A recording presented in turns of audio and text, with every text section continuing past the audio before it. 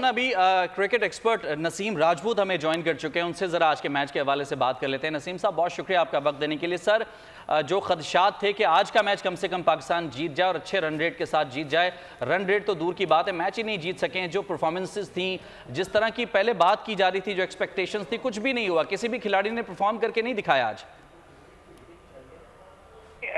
ये पाकिस्तान की world cup की कैंपेन को बहुत बड़ा धचका लगा है, इसमें कोई दो राय नहीं है। ये एक ऐसा धचका लगा है कि जो शायद पाकिस्तान को अब ऐसा नहीं है कि आज इस मैच के बाद पाकिस्तान वर्ल्ड कप की कैंपेन से बाहर हो गया, लेकिन ऑफिशियली बाहर नहीं हुआ तो अनऑफिशियली बाहर हो गया।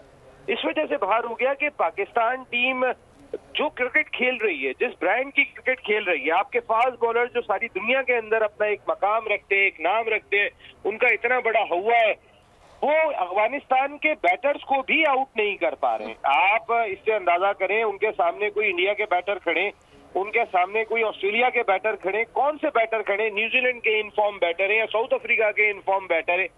ये वो टीम है जिसने इंग्लैंड को हराया, तो इंग्लैंड तो सभी से हार रही है।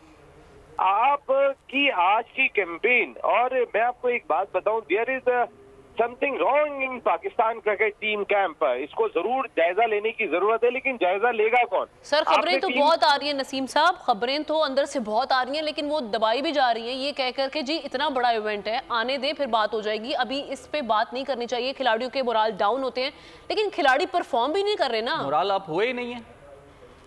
बिल्कुल, आप सही कह रही हैं। हमने भी खबरें हमारे पास भी हैं, हम भी रोज यही बात कहते हैं कि देखें, आप अगर इंडिया में बैठे हो तो हम कराची में बैठ के भी हर चीज से अपडेट है, हमें पता है कि वहाँ क्या हुआ, कल क्या इंसिडेंट हुआ। जी, कौन है आपके लोग?